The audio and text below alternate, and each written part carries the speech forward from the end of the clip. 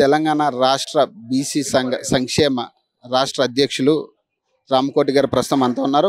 ఇక్కడ విద్యార్థులకు సంబంధించి అన్యాయం ఏదైతే జరుగుతుందో, నిరుద్యోగులకు సంబంధించి వాళ్ళు ఏదైతే ధర్నాలు చేపడుతున్నారో వీటన్నిటికీ సంఘీభావంగా ఆయన అయితే ఇక్కడ తెలపడానికి రావడం జరిగింది. ప్రస్తుతం ఆయనతో మాట్లాడే ప్రయత్నం చేద్దాం. నమస్తే.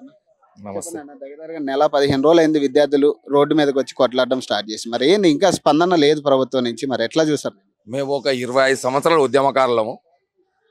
రేవంత్ రెడ్డి గారు కూడా ఉద్యమకారుడే. ఆయనకు చెప్పేటంత టోలం కాదు మేము. ఎందుకంటే అందరితో చెప్పించుకొని ఫైట్ చేసి ఉద్యమం చేసి బలమైనటువంటి నాయకుడు ఎవరు? రేవంత్ రెడ్డి గారు. మామూలు వ్యక్తి కాదు ఆయన. అందరినీ తప్పించక ఒప్పించక మెప్పించక తిరిగినవాడు ఆయన. మామూలు కేటగిరీ కాదైనది. అసలు సిసలైనటువంటి నాయకుడు ఆయన.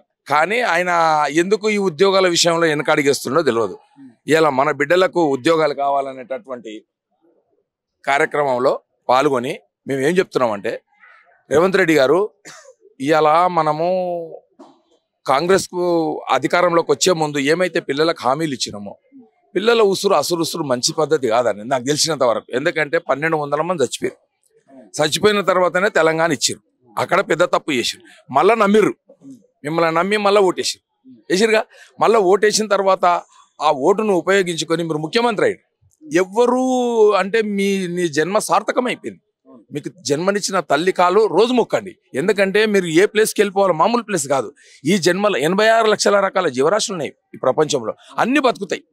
నీవు కూడా బతుకుతావా? నువ్వు జీవించు. ప్రజల గుండెలో చిరకాలంలో జీవించు. ఒక ముఖ్యమంత్రిని నీ మాటలతో ఫెయిల్ చేసినావు. ఫెయిల్ చేసి నువ్వు సక్సెస్ అయినావు. ఎవరి ద్వారా సక్సెస్ అయినావు? విద్యార్థుల ద్వారా, నిరుద్యోగుల ద్వారా సక్సెస్ అయినావు. అవి నేను ఫుల్ఫిల్ చేస్తా అని హామీ ఇచ్చినావు.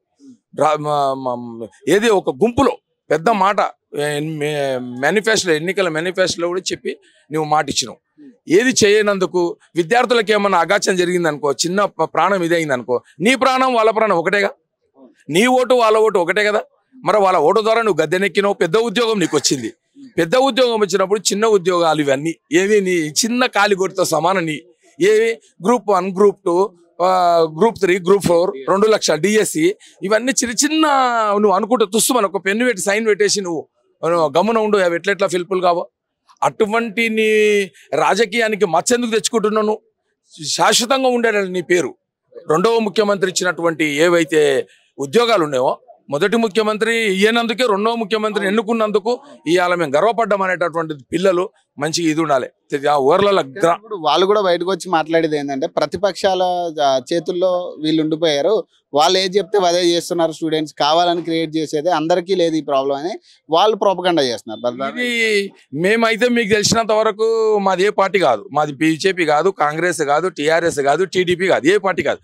మరి ఏ పార్టీ కాకపోయినా మేమైతే ఒక ప్రజా ఉద్యమకారుడికి చెప్తున్నాం కదా. నిజంగా ఉద్యోగాలు లేని సంగతి మీ మీడియా వాళ్ళకైతే తెలుసుగా, ప్రతి కడపకి తెలుసుగా, ప్రతి తల్లికి తెలుసుగా, ప్రతి పిల్లకి తెలుసు కదా.